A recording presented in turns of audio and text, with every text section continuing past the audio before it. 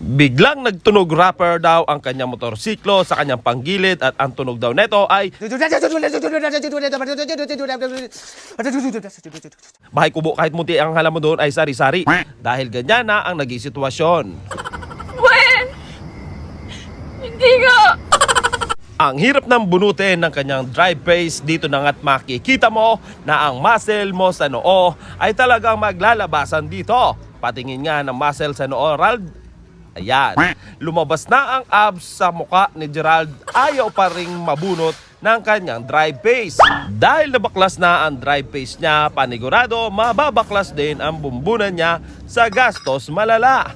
Yari talaga, tingnan nyo, pati ang crankshaft niya talagang no solution na.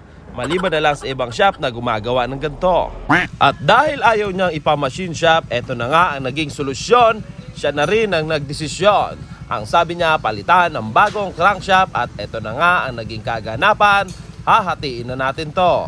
Maisingit ko lang sa mga nagtatanong kung gumagawa ba kami ng may cambio. Yes, gumagawa po tayo ng may cambio basta mild lang ang ipapagawa nyo. Yung hindi gaanong matrabaho katulad neto. Tabingi lang ang side mirror kaya binaklas na natin ang makina.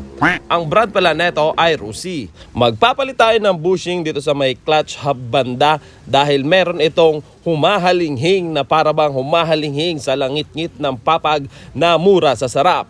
Second hand niyang nabili ang motor at eto na nga ang nabili niya, parang bumili siya ng problema. May problema din ang bearing niya.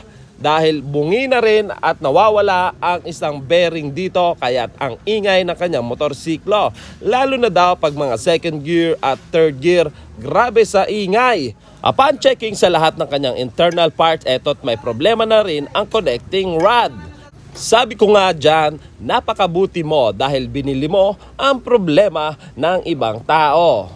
Nawawala ang karugtong na video kaya hanggang dito na lang muna tayo.